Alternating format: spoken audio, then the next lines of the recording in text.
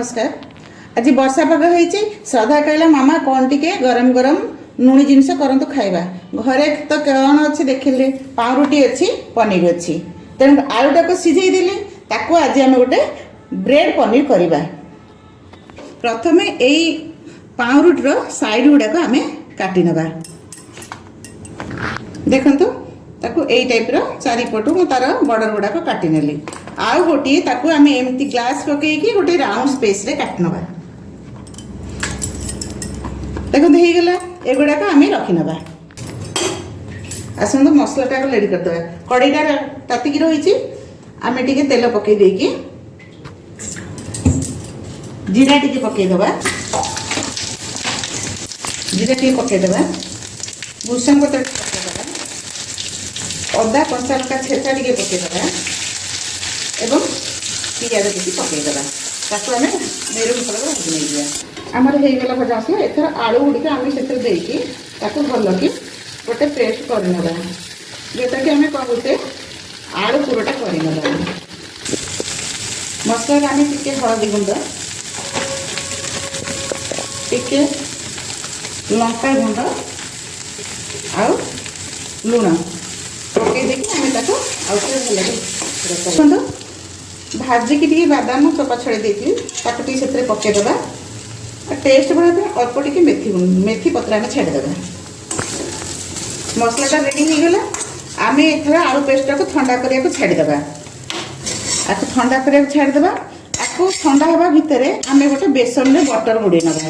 बेसन जो बटरटा करी से जीरा गुंड टिके धनिया गुंड टिके हल्दी गुंड टिके आवश्यक अनुसार लुण देदेली। आउ जुआणी किसी हाथ में दलिकी देदेवी कारण तेल छुणा जिनिस आम जो आलू चप करूँ बा तेल छुणा जिन जहाँ करूँ जुआणी टी पकईले बटर रे तार टेस्टा अलग प्रकार टी लगे।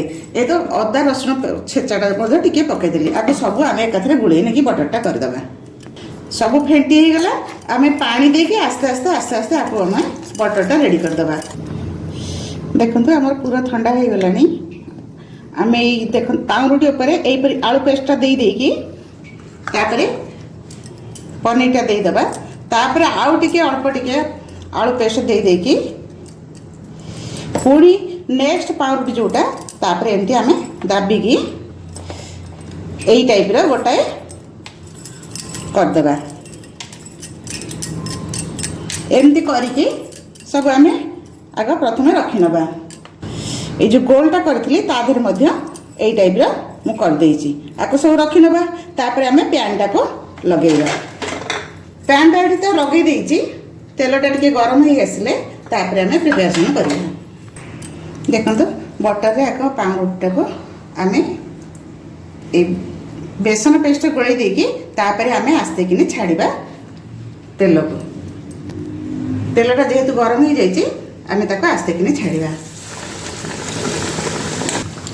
देखंतु ये हो गलानी आम ताको उल्टई दबा।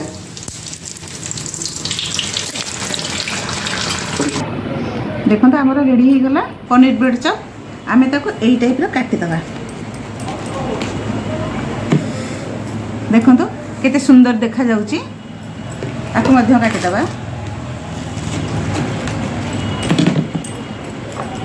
बस रेडी पनीर ब्रेड चप आमर रेडी। देखो हो गला आमर पनीर ब्रेड चप। आपको आपण माने निश्चय टमाटो सॉस कि चिली सॉस दे खाइबे। आपण माने ए रेसिपी किपरि लागिला आपको देखिकी लाइक करेंगे शेयर करेंगे सब्सक्राइब मध्य करेंगे एवं आपको खाई वर्षा दिन में आनंद करंतु। श्रद्धा कहवा जो मोटिव आज हो गला आम खाई समस्त खुशी रोची। नमस्कार।